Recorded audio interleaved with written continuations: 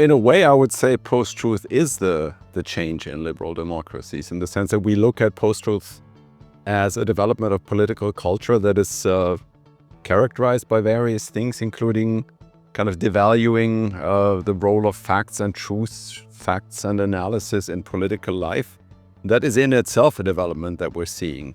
But I think we also see that it's connected to, for instance, the rise of populism, the rise of populist discourse, and that this has undermined some fairly fundamental deliberative principles that underlie democracy. I mean, we have this idea that democracy should be about an exchange of arguments in the public sphere, but we also see that populist politicians are attacking exactly that notion. So it's not longer required necessarily that politicians will defend what they're doing by answering critical questions of journalists. And we also see a kind of delegitimating critique of journalism that goes far beyond kind of a normal kind of criticism of journalistic practices. So I think this anti-deliberative aspect is certainly something that's very important. But connected to the rise of populism, we also see a very strong anti-liberal agenda. And I think in that context, it's interesting to see how populists or post-truth populists very often claim to be kind of proponents of truth and be champions of free speech. But, when they're in power, we actually see that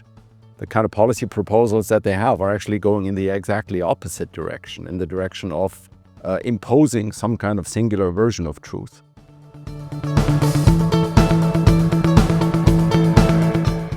So overall, post-truth politics, or the emergence of the post-truth condition in a sense, is a phenomenon that is connected to the interplay of different factors. And technology is a very important factor in this. And I think you're certainly right when you say that, this is in some way a moving target. When we started this project, we were still thinking that the main technological challenge is the emergence of the internet and then social media, other digital media, as vehicles for the spread of disinformation. And of course, that has gotten a completely new dimension now with the rise of artificial intelligence. So by now, it's of course a completely different thing, not only because there is an infrastructure that can be used to disseminate disinformation, but there's also an infrastructure, a technological one, that helps create disinformation and makes it easier to not only disseminate it, but also to tailor it. Tailor-make disinformation that is tailored basically to the interests of specific audiences, or that also determines what the specific audiences would be interested in. So that's certainly something that is to be considered here. And that's also going to continue to be the development. And I think in a way it's also going to be very interesting with this in mind to see how policymaking and also kind of research priorities are going to develop in the next few years.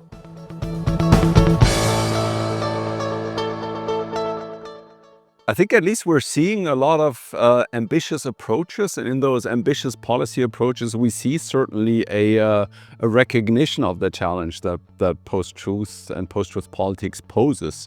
So I think, for instance, the role of the European Union is quite ambitious, and you can see this. If you look at the development of regulatory approaches to disinformation, or kind of regulatory approaches to the changing media and information environment. If you think about the Digital Services Act, if you think about the European Media Freedom Act, if you think about the upcoming European Democracy Shield initiative, those are all steps in the right direction. I think what also characterizes them is that they are very comprehensive. So they basically acknowledge the fact that the phenomena that we're talking about here, they're not made up of one or two factors. There's many different aspects that need to be taken into consideration. This is exactly what's happening at the policy level, I would say.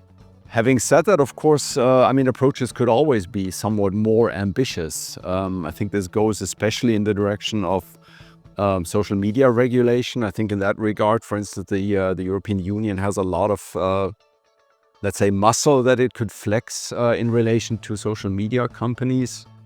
Because I think that's a very important piece in the puzzle of disinformation. On the other hand, I also think that citizenship education is very important. And in terms of citizenship education, we also see certain member states in the European Union that have very ambitious approaches and that clearly reflect an understanding of, what the problem is and how, for instance, media literacy and critical thinking can be taught. I think the problem there is maybe more coordination. So I think the European Union could probably play a stronger coordinating role. But I think one thing that's also missing quite fundamentally is data on the efficiency or the effectiveness of citizenship education. So I mean, we know what the problem is, and there are certain approaches to how to handle this, how to basically provide the right tools to navigate the information environment, but we don't really know how effective those are. And the European Union certainly has the infrastructure to incorporate testing that would give us data on this.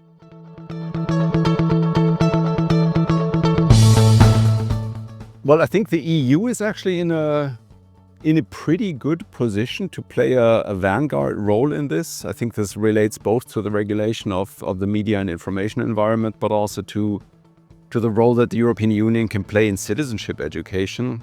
Citizenship education is, of course, like all education policy, a member state, in some cases even a subnational policy competence, but the European Union still has the ability to play a coordinating role.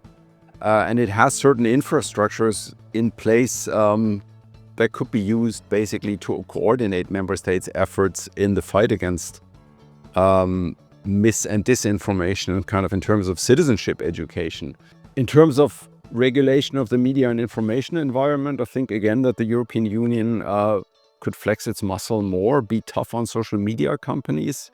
There's no need really in the European Union for social medias to basically choose the terms under which they can operate in the internal market. So I think the European Union has a lot to say in this matter. But I think there could also be more resolve in terms of protecting the public sphere, realizing how important the public sphere and public deliberation is in representative democracy. I think there's also a lot of room for improvement in terms of supporting quality journalism, which to some extent is a matter of, supporting journalistic outlets, but I think it's also a matter of incorporating this into citizenship education to basically give people an appreciation of what journalism is, how journalism works, what role it plays in society and in democracy, but also, to give people an appreciation for, basically how these things work in practice.